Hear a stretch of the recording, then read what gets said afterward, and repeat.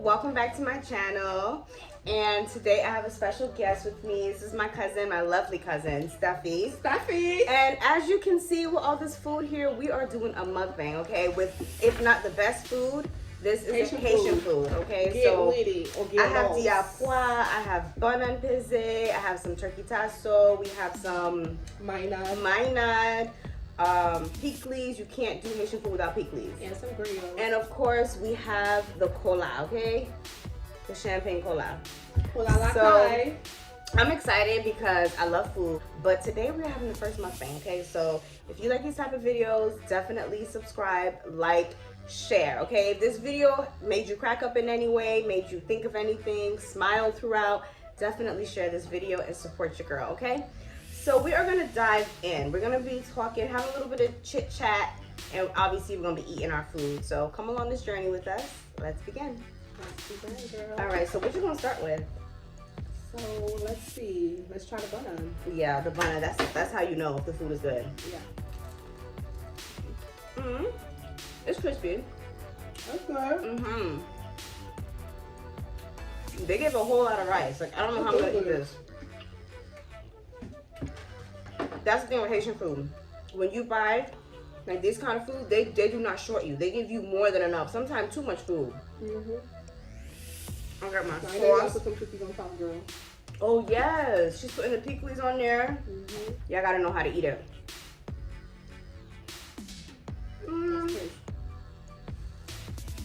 The rice is good. I like the jonja. That's my favorite Haitian rice. Is that yours too? Not really.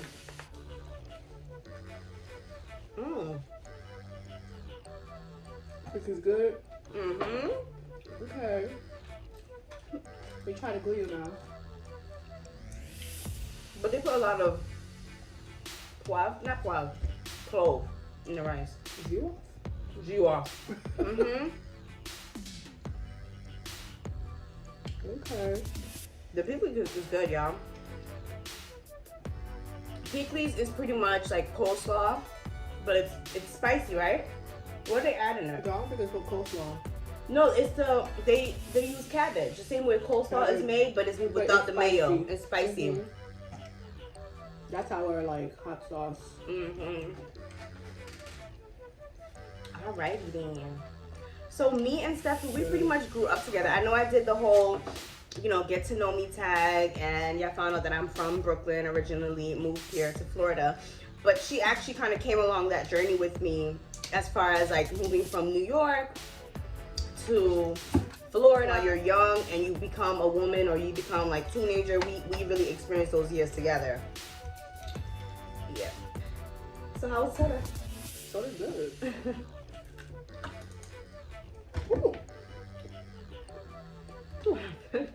Ooh, this tastes like clove. What is it? The pickles or the banan? Oh no, I just got a glimpse of clove. I think it's this, y'all. I think they put jus off in the pickles. Boy. I could do without that.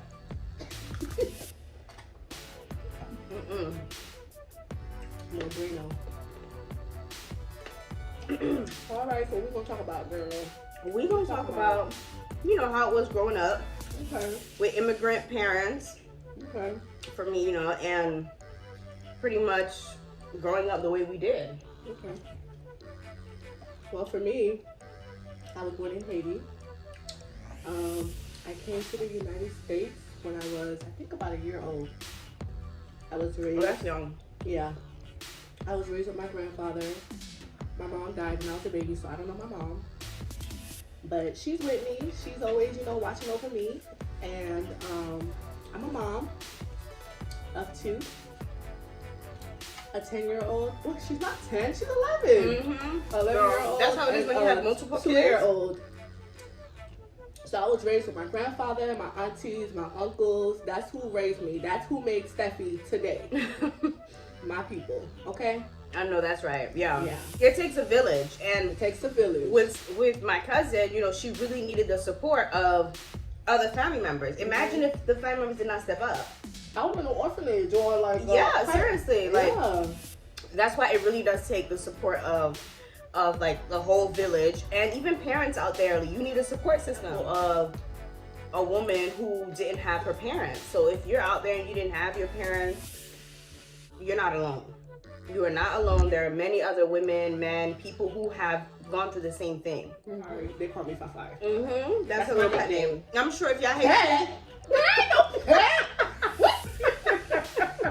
that's just what I say, okay? It just rolled off the tongue. Oh my God, Fabi. It just rolled off the tongue, okay? I'm a pet now, y'all. That's our pet name. I'm sorry, boo.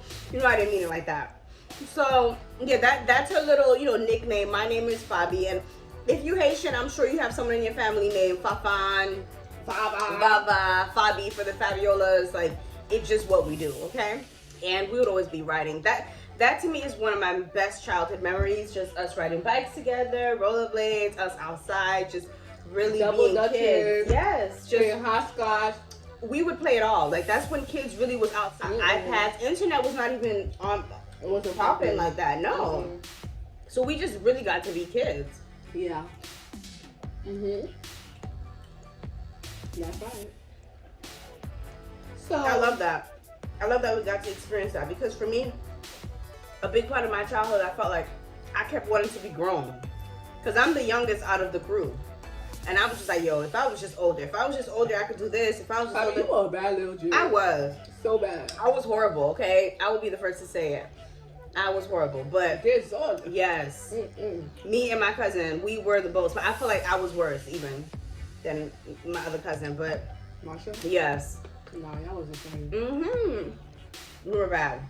We used to get beat up all the time from my dad. Yep. You didn't get whooped. You was a good. You didn't get whooped from. No, but not from like your aunts and uncles. Like, you were a good kid compared to us. You got whooped for no reason, because we were good kids. Y'all was good kids, but I was a recess. What is recess? The kids that put that stuff like they're a little innocent, but they're not innocent. They're bad as hell. That was you. That was me. I was a little recess. I feel like my son Jameer does that a little bit on me, because I be feeling like he's just such an angel. But then when he get caught up doing stuff, I'm like, you play like you don't know what you're doing, but you do. Know. But you do. That's how them kids are. So living in Brooklyn, New York, that was a fun childhood. It really was.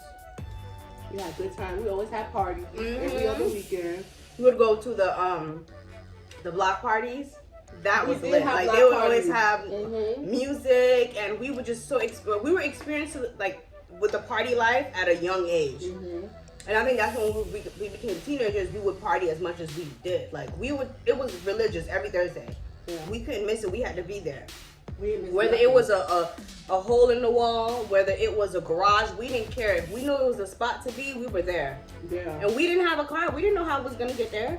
But we always had make plans with people, and they would come get us, and we always had a way to get there. We had fun. So then that's when we things didn't work out where I was living at. So I started to live with my other cousin,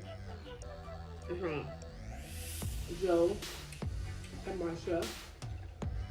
And then from there we moved to Florida, right? Yeah. I moved to Florida, I think when I was 15. Were you mad when you came from New York? Like, were you irritated that you was down here? Like, well, when I was there in New York and I heard we were moving to Florida, I was a little upset. I'm like, what the hell? Because they always say Florida's for like old people. That's where old people live. So I thought it was gonna be boring and not fun. I was wrong. Florida was the bomb. So we moved to Florida. We lived in Loxahatchee, but not y'all. Yeah. Y'all was still in New York, right?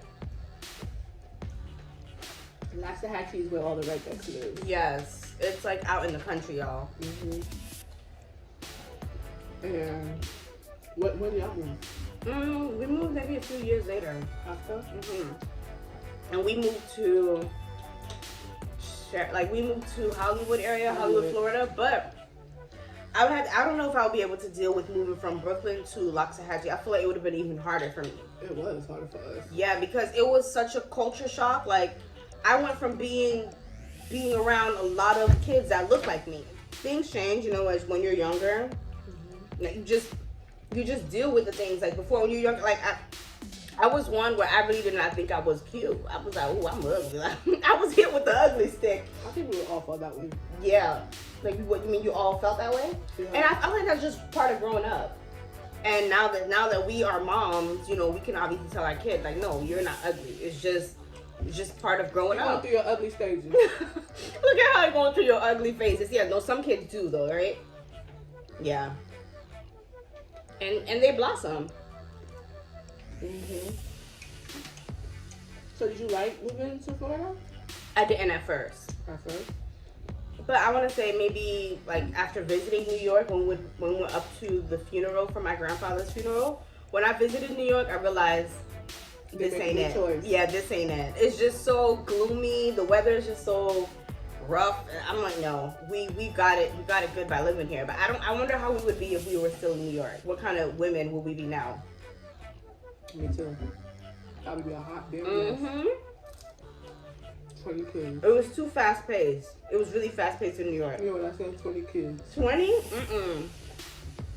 I didn't want no kids, and now look at me. I have 3. 3. Did you want kids? 1. You wanted 1. 1? Who wants 1 kid? I did. No. I got blessed too.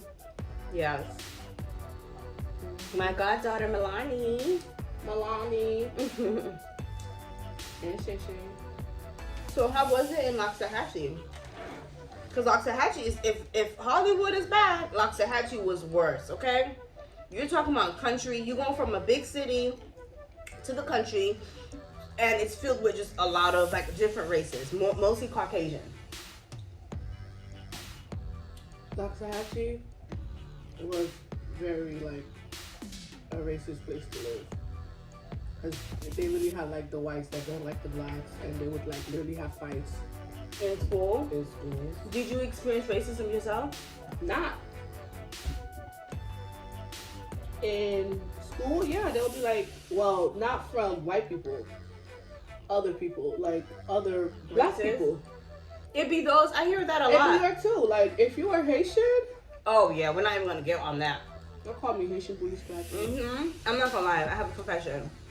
All throughout elementary, and I want to say maybe early middle school, I was not Haitian, boo. I was Guyanese. That was me. That's what I would say, girl. Just to kind of deal with school, because people would really bully you. Why you think Guyanese out of all race? It was just easy. Out of all, nationality. It was just easy on the tongue. I'm like, okay, maybe people will believe that I'm Guyanese. But could you believe that I had to do that? And that's something that I would never tell my son to do. My kids, none of them. I'm like, no, don't ever lie about who you are. People would just have to adjust. That's my daughter right now. That was me. I'm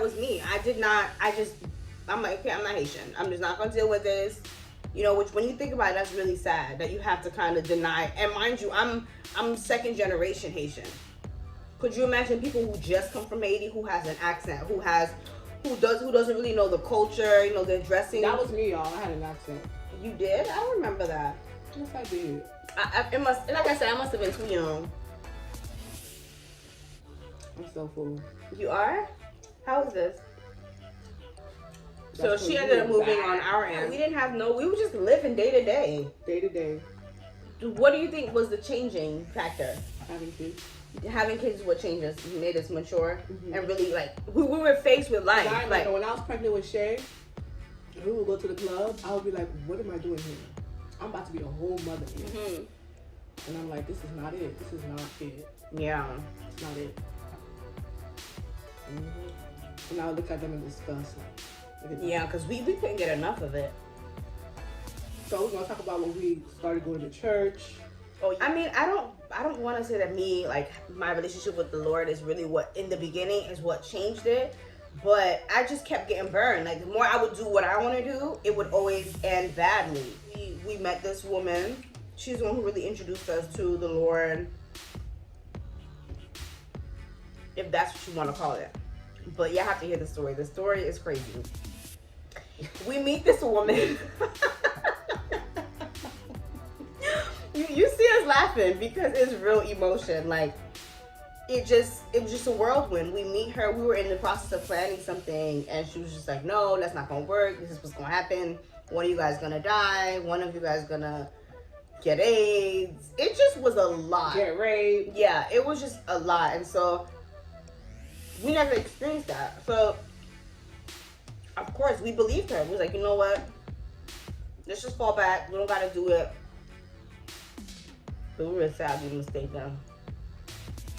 This woman was not. She wanted to control us. Yeah. That's what it seemed like. It didn't seem like it was out of love. It wasn't. Because some of the conversation that she would have with us was inappropriate. Yeah. But at the end of the day, I'm kind of happy I met her, because without her, my daughter would not be here. Mm-hmm. So. Because that's how you met. Yeah. My daughter's father. We're not going to say no names. If y'all watching, y'all know him. What would be advice that you would give to your younger self? Don't rush to be grown. Same for me. Take your time, because it's like now that you're grown, you know, you have responsibility. You gotta pay bills, like I said. You gotta cook. You gotta clean. You gotta just be on your stuff. Like you can't just be as a kid. You can't be carefree as a kid as you once were. Mm-hmm. Don't rush it now. Mm-hmm. Take your time. Yep. If you could go back to a certain age, would you? Like, knowing what you know now, would you go back? No. No? No. You happy where you at? You're not gonna. Yeah, I would feel the same way, because I feel like I wouldn't have. I think about my kids. I'm like, if I was to go back and try to change something, I just would not have the kids that I have, because I would be thinking, yeah, I don't want to be with that person. I'm not gonna do this, you know, and they just wouldn't be here. So, no, I wouldn't go back either. No. So you moving with us? Mm-hmm. How was your experience with us, like I living in like Hollywood compared to living like in? Really? I was Remember, skinny. you came skinny. Then you got big. Because I was eating the way I'm eating right now. You wasn't eating. Stop. I was about to say you wasn't eating. I was eating after I had to. But you think it's just a different kind of food or whatever? Yeah. And eating late, staying up late. Because we used to make spaghetti every night. Yeah. Every night. Spaghetti. Have beef with unnecessary people for no reason. Over men that really, like, it's not even in our lives right now. It was all that for what? We would get into fights, drive far and wide to get into fights. One time we drove maybe 20 minutes to fight a girl who said, who told you look fat, right? Is that what she said to you? Club. No, we went to a house party. Mm-hmm. And she was there with some other people that we're not going to name. And I guess the next day she was like, yeah, I saw Steffi. Oh, fat. So we drove over there. Me and my cousin, my ride or dies. Mm-hmm. And they we want had to go handle her real quick. Yeah. That I ended was up not even fighting the girl. Because she picked to fight my other cousin because she was skinnier, smaller. like this. And she got trashed. She did. It was not good. It was not good. She really picked that fight, and it was for no reason at the end of the day. But that's how we were. Like, it was for men who didn't really care about us. I think I was like 16 when I met my now husband, Chris. We had went to the church. She was enough with him. Mm-hmm. I had walked in, and I was just like, yeah, I had a really big crush on him. But it's funny how you have crush on people when they don't notice you, and He then didn't notice you for real. Yeah, he did. Yeah, and then when they fall in love with you, you're like, okay, back up. Like, I got you now. If you wasn't my cousin, would I be one of your friends? Honestly, No. that's a good question. Honestly, I don't know. Honestly, I don't think so. I think Bougie. I think it would take. No, I'm not bougie. People always call me bougie, and that's not the case. I just like nice things. But even the nice things, I could make something cheap work. My mom calls me cheapo, okay? But I feel as though I would have to go through so much in order for me to get to know you, because I feel like you have walls up. Like, I remember my other friends was like, oh no, Steffi don't like me. Like, when I would bring friends around, they're like, oh no, Steffi, she don't like me, because she's just not the type to. She's like, no new friends. I'm like that too, but I'll actually be friendly. I was raised that we're enough to be friends. We don't there's a lot of us. And looking at it now, you don't need friends. Okay? Why not? You don't need friends.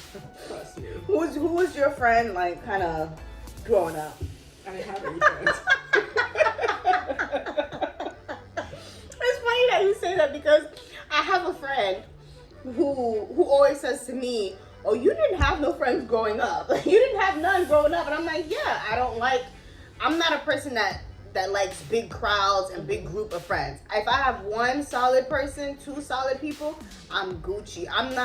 I'm social. I will talk to you, laugh with you, kiki. But I'm talking friend, like where I invite you over my house, we're in my bed, we laughing, we kicking, where I just could be myself around you. Mm-hmm. No. If I have one or two, we're good. And she would always say that to me. And I'm like, if you think I'm bad, you should look at my family. Some of them really don't have no friends. I have no friends. And that's fine. I don't see anything wrong with that. Yeah. I feel like if you make good friends, but you're not closed off to making friends anymore. You are. Some people say that I'm standoffish. You're open to it, right? You're open to making friends. That's all that matters. It's hard to make friends when you're an adult, especially with kids. When they used to come home with girls from school, I'm like, y'all too friendly. I can't deal with y'all. Yeah, she don't like no new people at all. I thought I was. It's her. Yeah, would you be friends with me? If you were to meet me and we working together, spa working, because we did work at the spa together. That is a whole nother story, okay, when we worked together. Y'all. Can you believe that? Mm-hmm. We did. I was her under worker. That's how you say. She was my supervisor. Yeah. Was I a good worker? Was I lazy? You was lazy. I always lazy. Most days, I'm like, nah. How long you work there for? That environment, 3 years? 3 years, yeah. I was there for 5. Yeah, and we both at the end, I quit. I got let go. You can say it. You got let go. You quit. I got fired.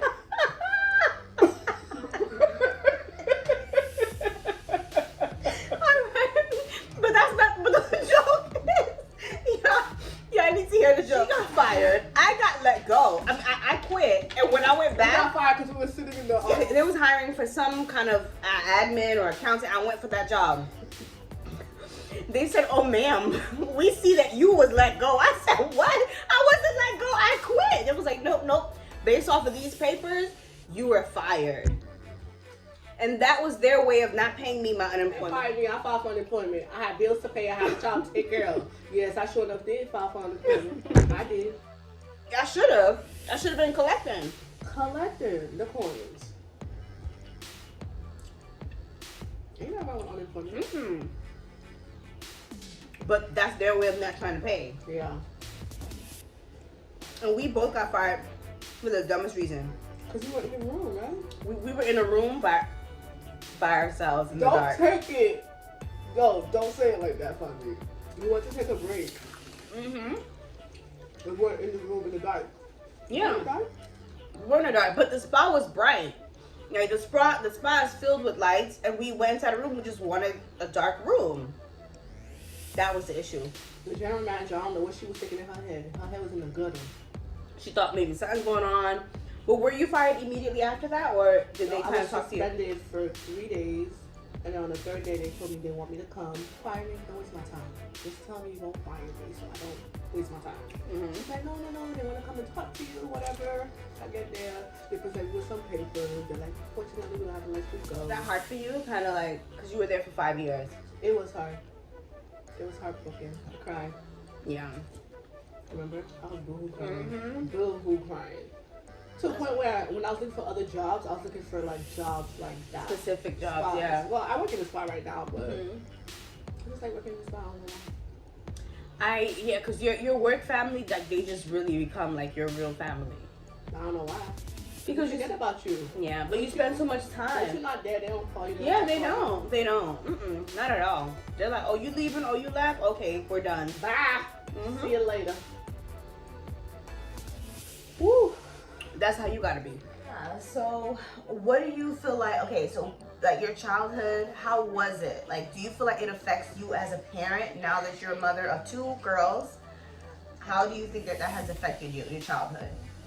In a way, I feel like it do affect me. Like, knowing that I didn't have a mom growing up, and to see like my cousins and my other siblings with their moms and dad, because I'm not saying anything about my father.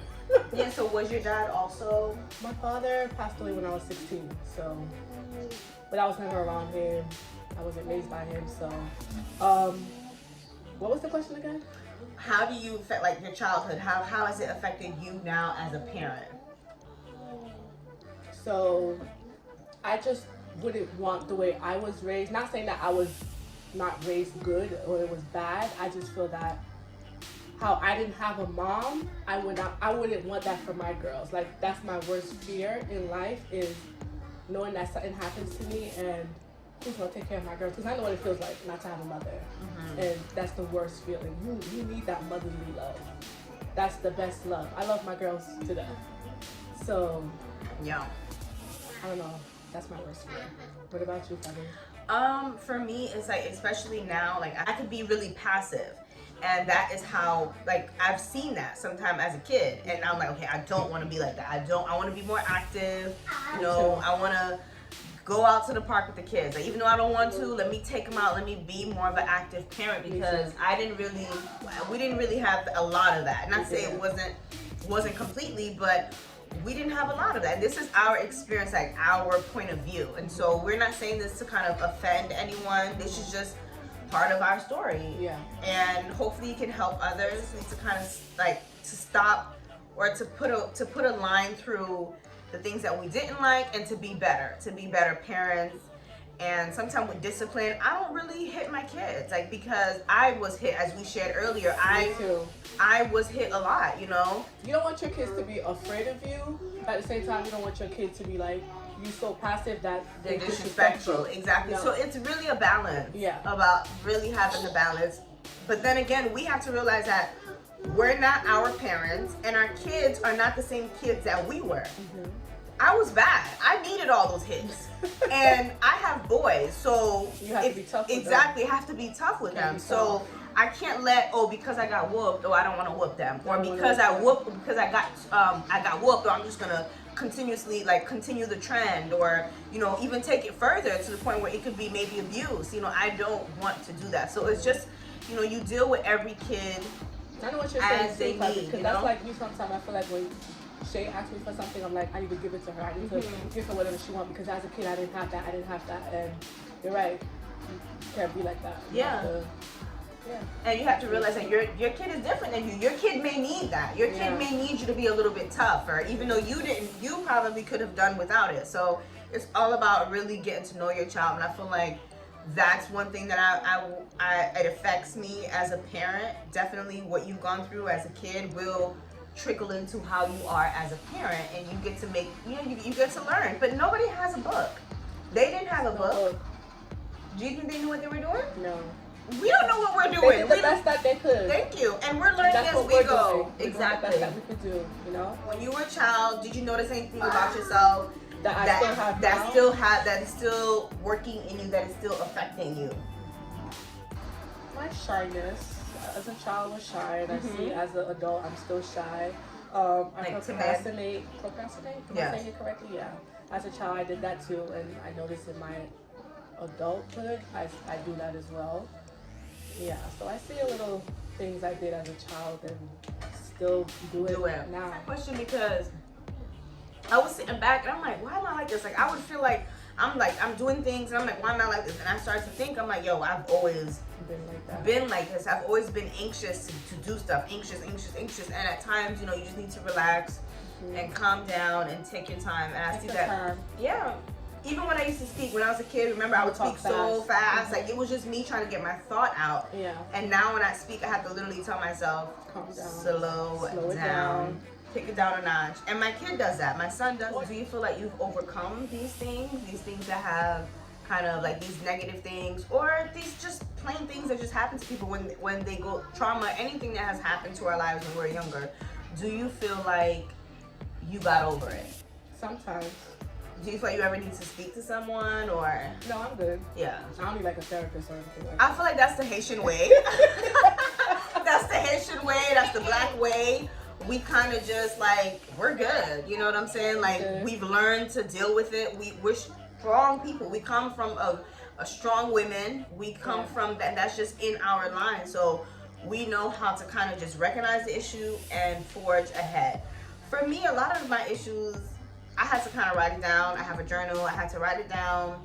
It helped me get these feelings out and recognize things. Because I'm like, why is this happening? Why is this okay? No, this must have been me. And so that was a way for overcoming things for me, and definitely my relationship with the Lord, because I really felt like I just felt so much love, so much genuine love from Jesus. And so that was one of the main ways where how I was able to overcome like some childhood traumas and everything like that. You were raised with a lot of women, that you have good relationships with other women? Yes. Or do you feel like it's a challenge for you? No, I feel like I can relate to a lot of women, and I get along with women. Oh, good. Yeah. And you have daughters, so that's perfect. Yeah, I have 2 daughters, so. For me, I have 1 daughter.